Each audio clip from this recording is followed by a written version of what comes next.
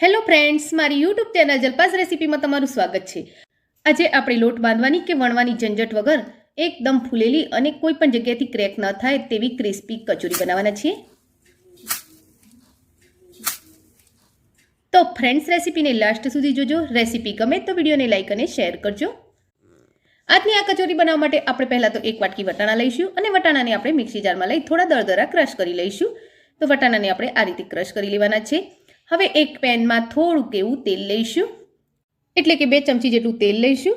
તેલ ગરમ થાય એટલે એમાં અડધી ચમચી રાઈ એડ કરીશું, અડધી ચમચી જીરું એડ કરીશું, અડધી ચમચી સૂકા ધાણા એડ કરીશું, 5 ચમચી હિંગ, 10 થી 12 ઝીણા સમારેલા મીઠા લીમડાના પાના, 2 નંગ મરચાં ઝીણા સમારેલા અને 1 ચમચી જેટલું આદું ઝીણું સમારેલું એડ કરી લઈશું।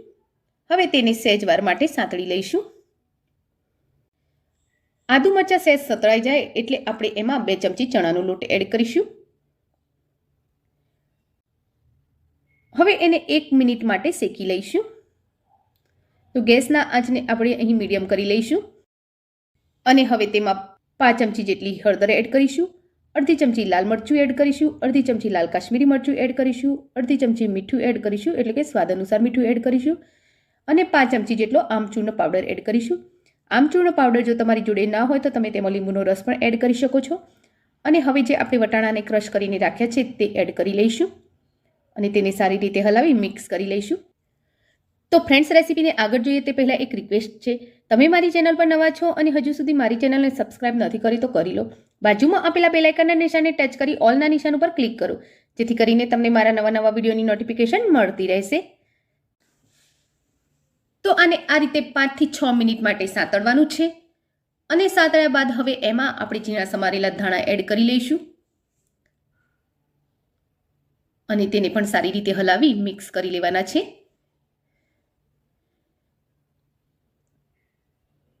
તો હવે આને આપણે સાઈડ પર કરી લઈશું અને થોડું ઠંડુ થવા દઈશું।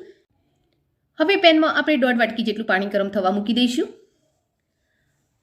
અને પાણી ગરમ થાય એટલે એમાં અડધી ચમચી મીઠું એડ કરી લઈશું અને 2 ચમચી જેટલું તેલ એડ કરી લઈશું। હવે તેમાં 1 વાટકી જેટલી આપણે સોજી એડ કરવાની છે। તો આપણે જે વાટકીથી પાણી લીધું છે એ જ વાટકીથી સોજીનું માપ રાખીશું અને તેને સારી રીતે હલાવી મિક્સ કરી લઈશું। ગેસના ફ્લોને આપણે મીડિયમ કરી લઈશું અને એને આ જ રીતે ચડવી લઈશું। તો આ રીતે આપણે એને સતત હલાવતા રહીશું અને આપણે જે લોટ બાંધીને તૈયાર કરીએ છીએ તે રીતે આ લોટની જેમ ડો તૈયાર થઈ જાય ત્યાં સુધી આપણે એને ચડવાનું છે। તો હવે તમે જોઈ શકો છો કે તળિયેથી છૂટો પડી જાય છે। તો આપણે ગેસના ફ્લોને બંધ કરી દઈશું અને એને પેનમાં જ રહેવા દઈ 2 મિનિટ માટે ઢાંકી અને સીજવા દઈશું। 2 મિનિટ પછી એને એક પ્લેટમાં લઈ લઈશું। હવે એમાં કોઈ પણ લમ્સ ન રહે એ રીતે તેને હાથ વડે મસળી લઈશું। તો હજુ આ ડો ગરમ જ છે, તો આપણે ગરમ જ એને આ રીતે થોડું મસળી લઈશું અને હવે એમાં એક પણ લમ્સ નથી, તો એમાં 1 ચમચી જેટલું આપણે તેલ એડ કરી લઈશું અને ફરીથી એને સારી રીતે મસળી અને તૈયાર કરી લઈશું। તો ડોને આપણે આ રીતે મસળતા રહીશું અને હાથમાં ચોંટવાનું બંધ થઈ જાય ત્યાં સુધી આપણે એને મસળીશું। તો હવે આપણો આ ડો પરફેક્ટ છે। તો એમાંથી એક મોટો લુઓ લઈશું। હવે એને હાથ વડે આ રીતે પ્રેસ કરતા મોટો કરી લેવાનો છે અને વચ્ચેના ભાગે આપણે થોડો એમાં ખાડો રાખીશું। તેમાં આપણું તૈયાર કરેલું જે પૂરણ છે એમાંથી 1 કે 2 ચમચી પૂરણ એમાં મૂકી દઈશું અને હવે એને હાથ વડે થોડું પ્રેસ કર્યા બાદ આ રીતે એને પેક કરી લેવાનું છે અને પછી 2 હથેળી વચ્ચે એને હલકા હાથે દબાવી એની કચોળી રેડી કરી લઈશું। ફરી એક વખત આ રીતે એને હાથેથી જ આપણે પ્રેસ કરી મોટું કરી લઈશું।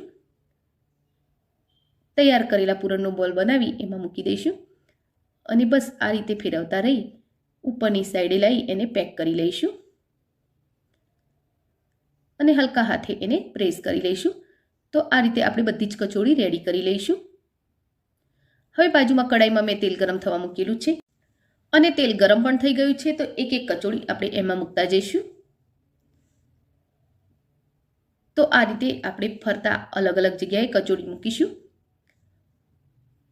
અને થોડી વાર માટે આપણે એને એમ જ સતળાવા દઈશું. થોડી વાર પછી એને આ રીતે ખુલ્લી ખુલ્લી કરી લઈશું. તમે જોઈ શકો છો કચોળી મસ્ત ફૂલી રહી છે. તો હવે આપણે એને થોડી સતળાય એટલે પલટાવી લઈશું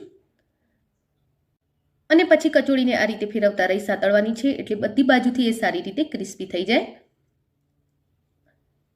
અને હવે આ કચોળી રેડી થઈ ગઈ છે.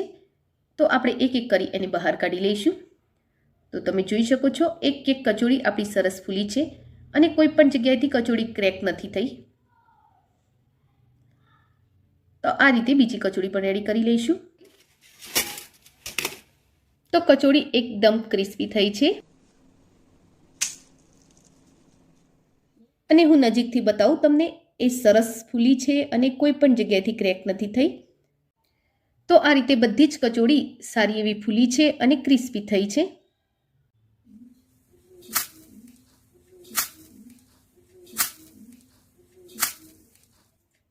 તો કોઈ પણ વગર ફેલ થઈ આ રેસીપી આટલી આસાનીથી બનાવી શકે છે. તો ફ્રેન્ડ્સ, આજની આ રેસીપી તમને કેવી લાગી એ કોમેન્ટ બોક્સમાં જરૂરથી લખજો. રેસીપી ગમી હોય તો વિડીયોને લાઈક અને શેર કરજો. Thank you for watching my video. જય શ્રી કૃષ્ણ.